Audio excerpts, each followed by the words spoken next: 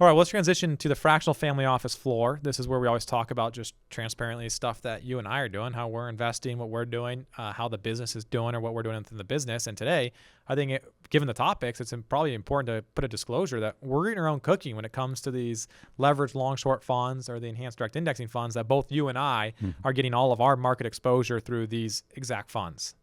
Yes, and I think that's interesting, eating our own cooking. And I'll tell entrepreneurs a lot, just because I do it doesn't mean you should do it.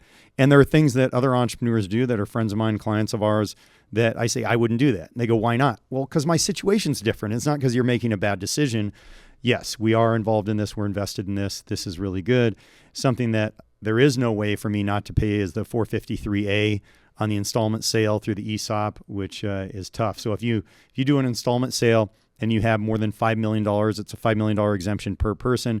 The government and the IRS, and this is something that I think is pretty egregious in the tax code, if I'm going to be honest about it, and that is that you have to pay a government interest rate applied to the 20% capital gains that you would have paid had you gotten the money.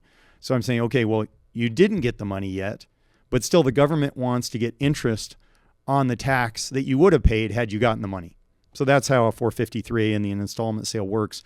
And if you're listening to this and you do an installment sale that's more than $5 million as an exemption, you're going to pay the 453A tax, the interest rate applied to the 20% capital gains rate. Yeah, well, the only thing I would say there is perhaps you could use different trusts, non-grantor trusts, and maybe carve up your assets to get around that 453A. But that's part of a much broader conversation. Absolutely, yeah. There are ways around that. I think it's also important to note that why? Why does this work for us? And then because of the ESOP, you flip from ordinary income, because we were an S corporation, and so profits were taxed at ordinary income. And as I mentioned at the beginning, ordinary income cannot be offset by the capital losses that are generated from this investment strategy. However, because we did the ESOP, it's now capital gain. We sold the business.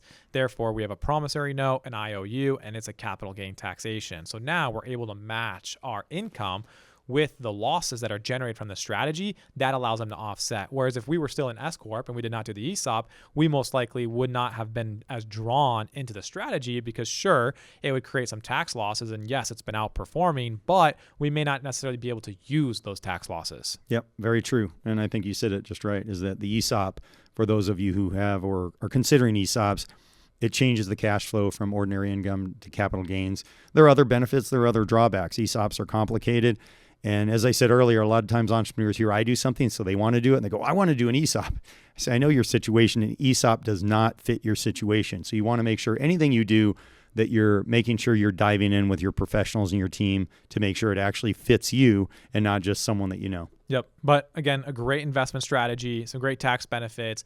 If you're going to have a liquidity event within your business, whether that's you owning capital interest, even if you're owning profit interest, or if you're going to sell any type of stock, any type of real estate, crypto, a really great tax efficient strategy that can help you get diversified and has been performing really well.